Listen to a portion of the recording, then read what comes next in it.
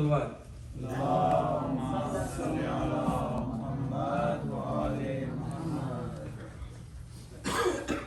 So Hassan went through this already. I hope my cursor works. Let's see.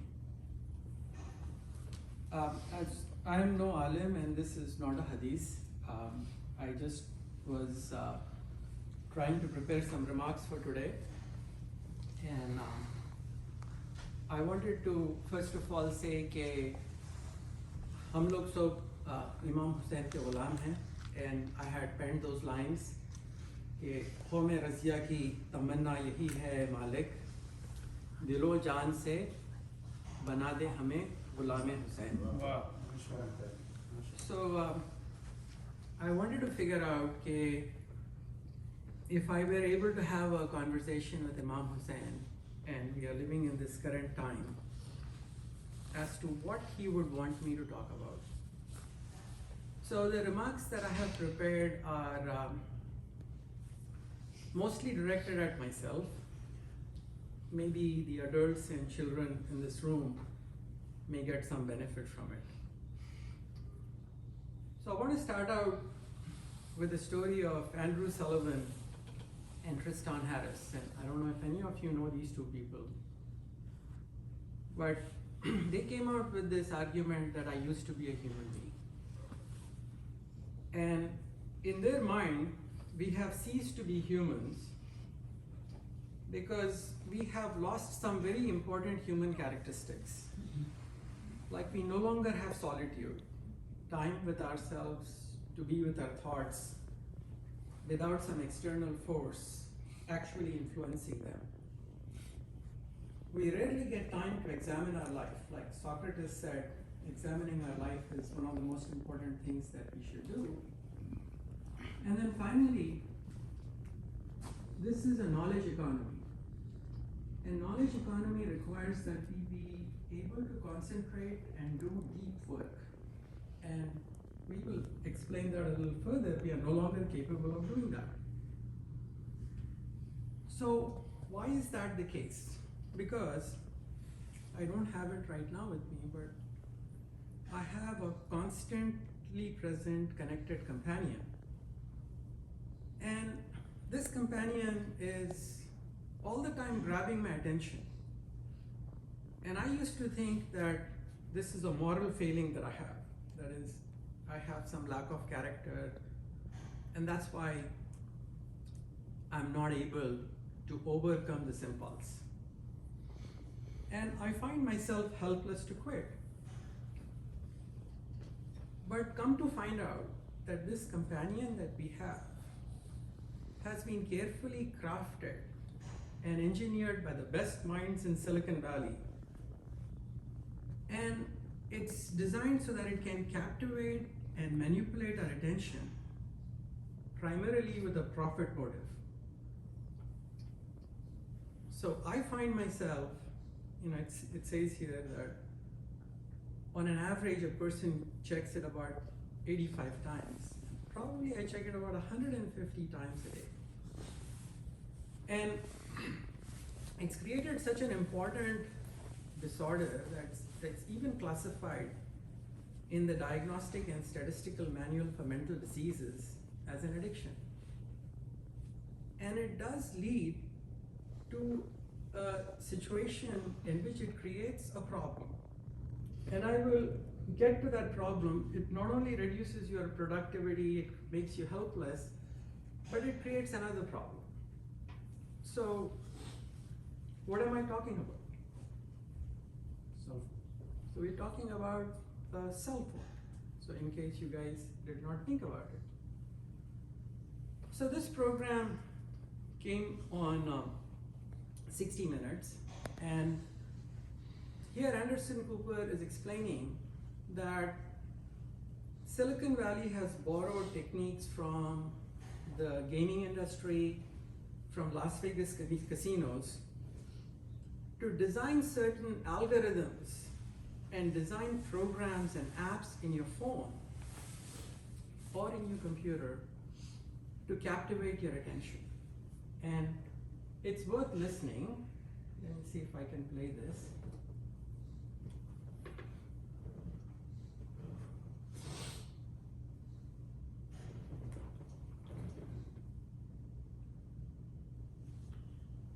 This thing is a slot machine.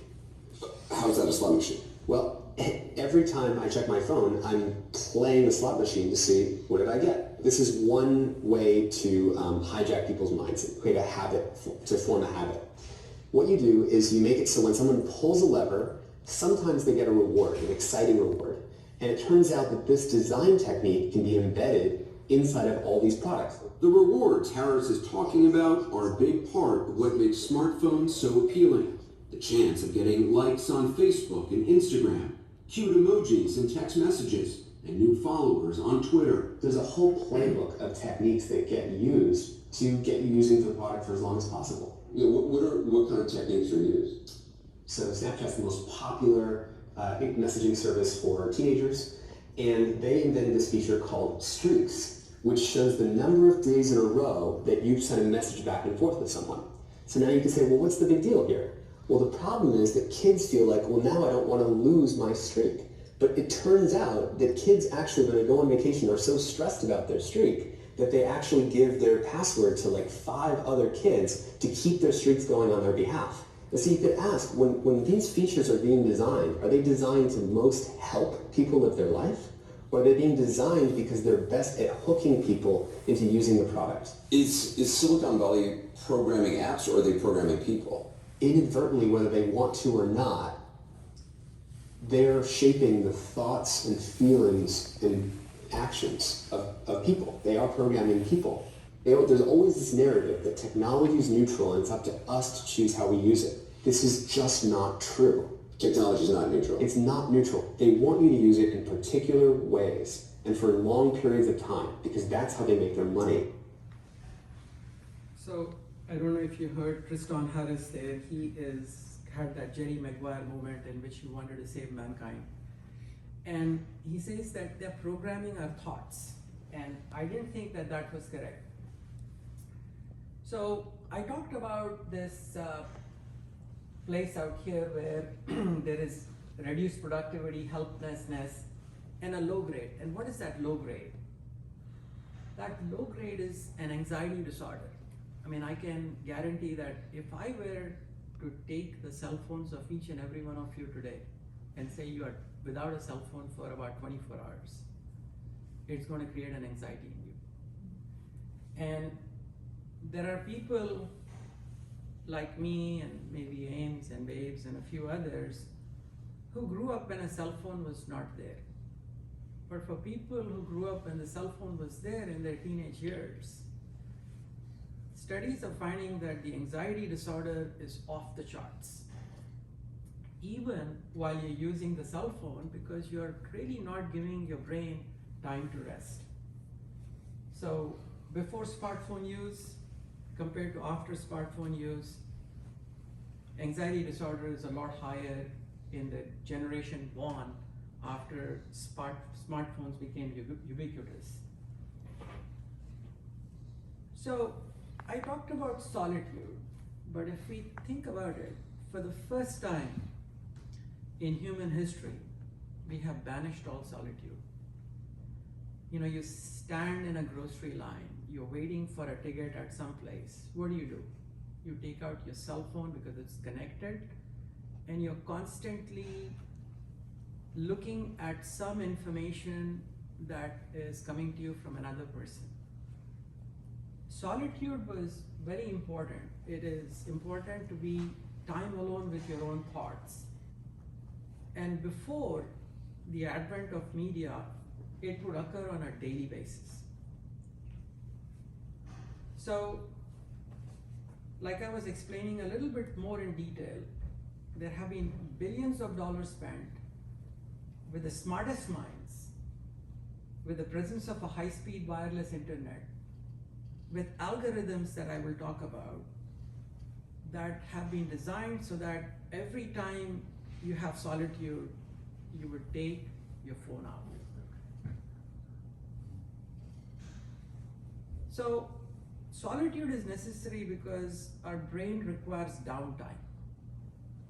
If we have no downtime, if we are saying all hands on deck all the time, the brain does not function well for what we really need to do, And that aspect is our work, our deep work, the knowledge economy that we are a part of. And I will explain what knowledge economy is. And this kind of constant interaction is taking us away from being able to be focused. Okay, so there are some adults in the room, and I want to ask Heather out there as to what is the icon on the top left? Snapchat. Snapchat. Does everybody else knew that? Okay. No. Is there any icon here in this room, in this place, that any people in here don't recognize? Okay, there's some, but I don't recognize some of these. okay, but I guess I asked the question wrong. If I were to, like, let's say, ask what is the second from the top on the right hand side, what is that? Reddit. Reddit, okay, and then below that is Meetup. So I don't think there'll be anything that here that the whole group would not recognize. What is the one with the T? Twitter. Twitter is with the bird tweeting. Oh, that's Twitter. You guys recognize that? Tumblr? Tumblr? Nobody knows what Tumblr is? Okay. I know And what only is the green what is the top top right? and the red. TikTok. TikTok. Okay. So Aim says she knows the green, which is WhatsApp. What is the red? Red is YouTube. YouTube. Okay. So I wanted her to say that, but okay. Now, She knows it. whenever you are thinking about this, you're going to say, hey, WhatsApp is so important. There's so much usefulness in it. So there is a usefulness argument that you would say technology is important. But you should not only think about it from a usefulness standpoint alone, because autonomy is also important.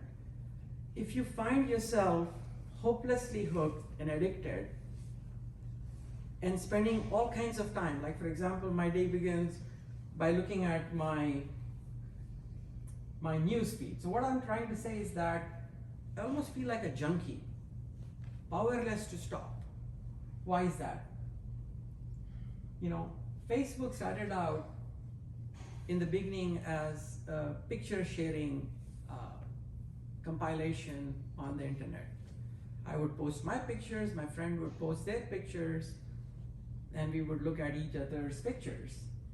But then, when they were going public, they needed to increase their bottom line, they needed to increase their revenue. So they tried to figure out how can we do that. So they devised a disingenuous or ingenious method, and that is that they created something called a like, or another icon which is called love.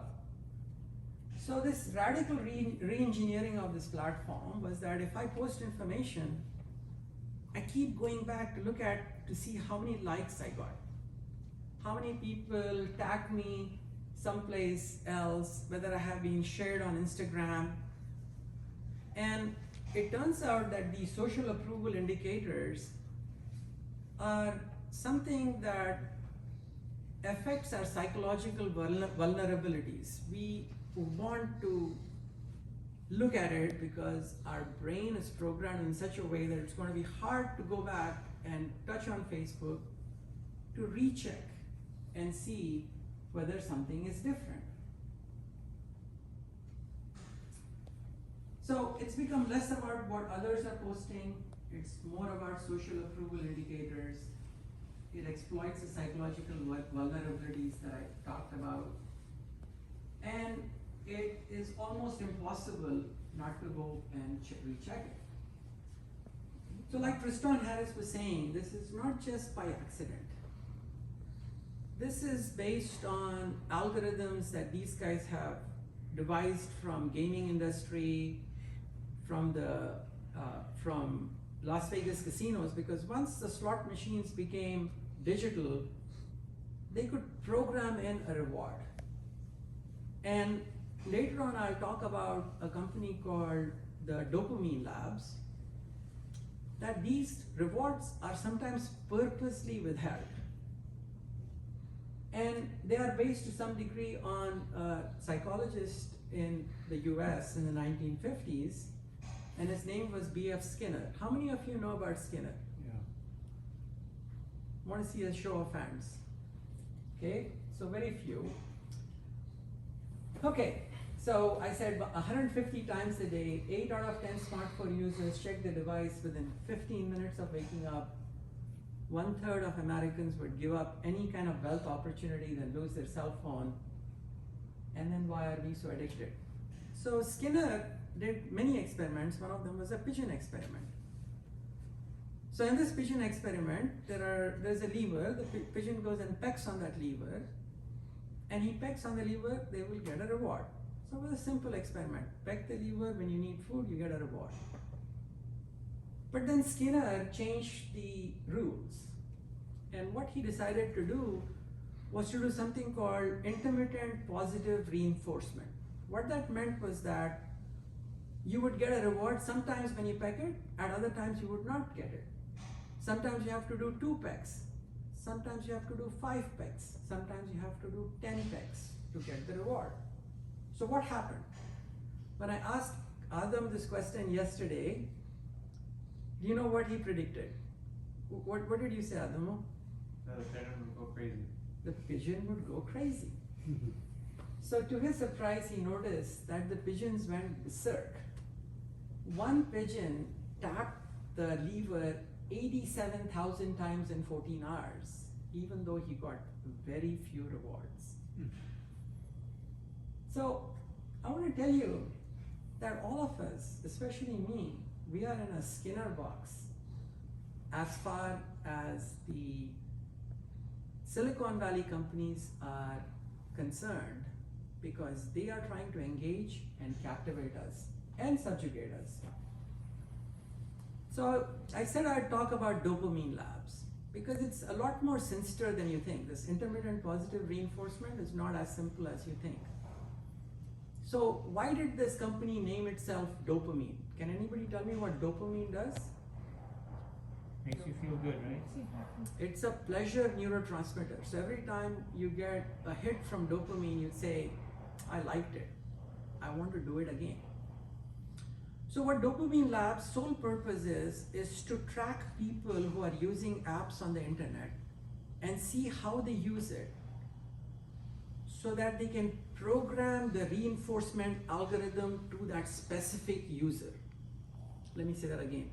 They're making billions of dollars. There's Indians also in that company because they are using the application, because when you're using an application, the company is able to see what kind of clicks you're doing, how much time do you spend on a screen. They're using that so that they can program an algorithm of reward that is specifically designed to hook you. And I did not know that. Okay? I want to leave that for a few minutes, or for a few seconds, because this is a game that many people in this room play. And the reward system for this game is very similar.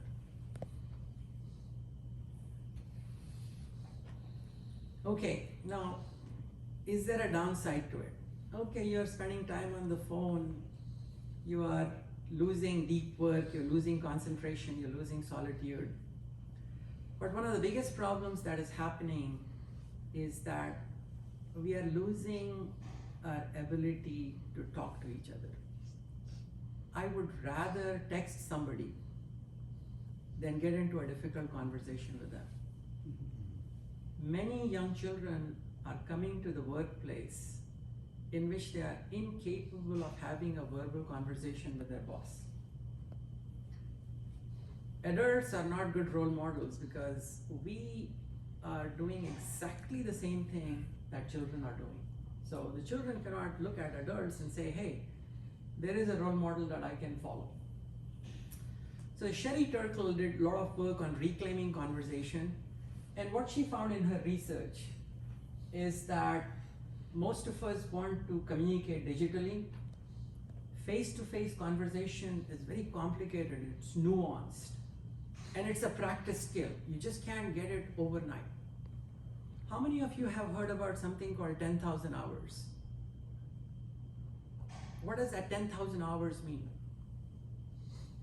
So in order to master a skill, it takes you 10,000 hours of practice before you get good at it.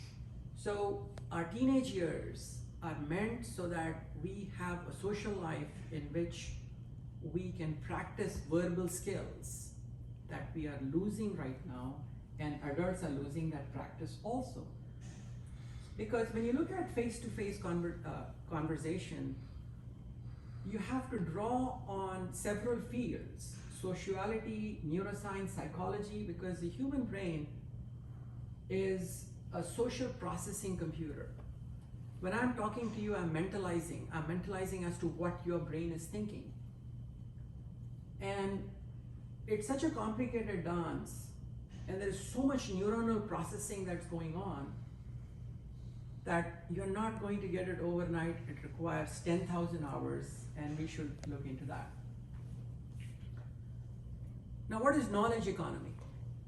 Everything other than entry-level jobs in this world, in the world that we live in, is knowledge economy. All of us practice it on a daily basis. You take information in, you manipulate the information, you use the information, and then you create new information that can be of use to solve the problem that you're facing. Even repairing cars, because the symptoms of a car problem may require not a playbook, but have the knowledge to figure out what it is. There are no guidelines. When somebody is looking at giving you a prescription for your vision, it's not as simple as just taking out a contact lens and giving it. It requires evaluation of the curvature of your cornea.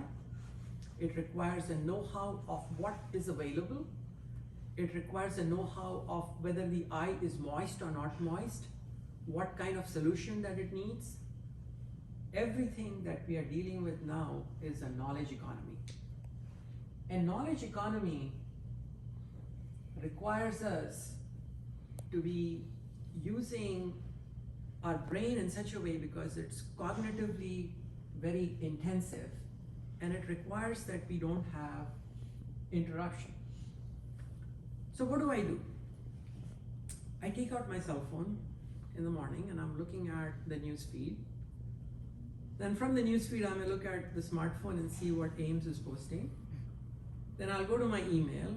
Then I'll go and look at what's happening in La Vuelta, the cycling event. Then I look at my text feed. And then when I'm done with it all, what do you think I do?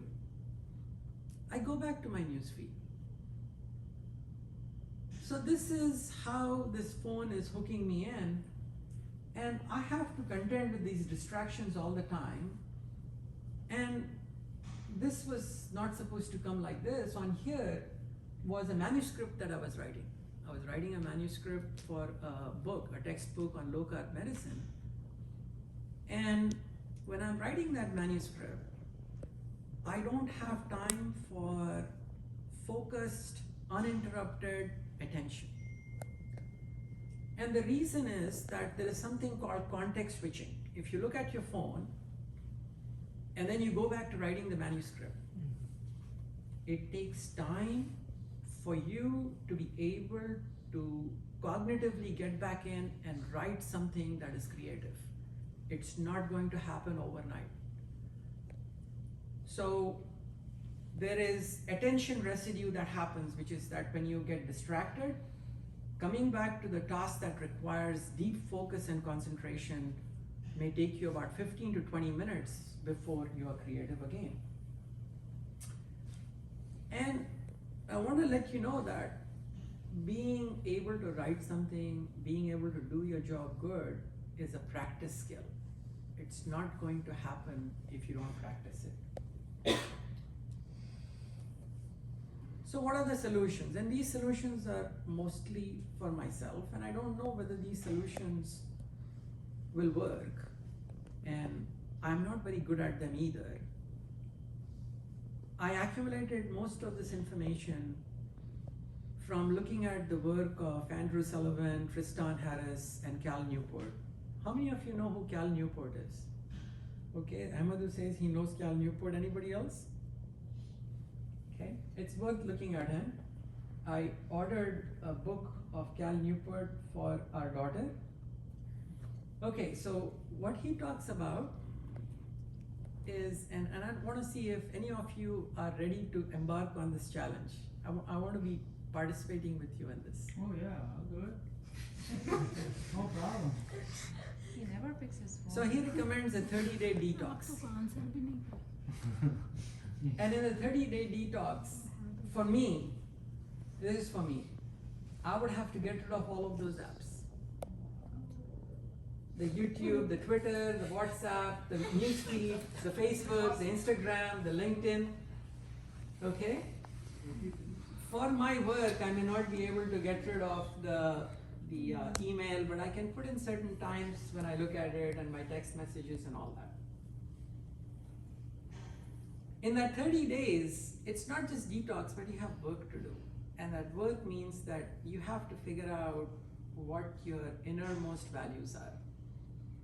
What would Ahl al-Bayt want you to do? What would Imam Hussain want you to figure out as to what you are here on this world for? And many of this would require looking at new things. Like, I'm very bad at it, but maybe I can come and spend time with you guys and have a conversation. Some of us may need an exercise routine. Some of us may want to discover nature and see what it is all about. And then for a few of us, we need to see whether we need to practice skill at improving our work. Okay, so how many of you have heard about Marie Kondo? So few. So who knows her best here? She's too good to be followed. So what Marie Kondo does is that she takes the clothes from your closet and throws everything out. And the only clothes that go back in are clothes that would bring you joy and happiness wearing them. So that means there'll be a very small subset. For me, that may be like 5% of my closet. So I'm using the Marie Kondo example because after the 30-day declutter, what you want to do is to only put back the apps that are consistent with the values that you have explored during those 30 days. That app has to be used in such a way it should have so much value that you say, okay, I'm going to use it and I'm going to bring it back into my life. Now, in the emojis, all of you are very good at emojis, right? So what is FOMO? Fear of missing out. Fear of missing out. So if you have a maximalist approach, you would say, I'm going to bring back all the apps in because I don't want to miss out anything. So this is another emoji that I put together and it's called BOMO. So what does that mean? Bring only. So that is benefit of missing out. So when you miss out something, it gives you time to do work that is really meaningful to you. In the setting of clothes or in the setting of media, less is more. So that's what I wanted to convey. Now, Go to Majalis. sure. So reintroduce technology that enhances value and that you hold deep. Design methods for optimal use. Put in some safeguards. You know, it just shouldn't be that you bring everything back and you get hooked to the same thing. And I want to really add that this is something that I struggle with myself, and I don't have the answers, and I don't know if I will be successful. But we are one of the smartest people in the world. You just look at our family. You guys should feel very good that you have a Daba who was the president of the Society of Automotive Engineers. You should be very happy that you have Raza Mir, who's written several books, who is a professor of business at Rutgers. You have a famous Zakira NC who is no longer with us. So you come from very good stock. And I don't want either myself or the adults or the children to waste their life away because they have not recognized how we are being manipulated. So I think that's all I had. I want to see whether people want to do a book club on digital minimalism. I want to see how many of you, I don't want people to raise their hands, but I want to see how many of you want to sign up for a detox, declutter, and do it as a group. So I thought that when given an opportunity like this is what I wanted to talk to you guys about. MashaAllah. Very nice.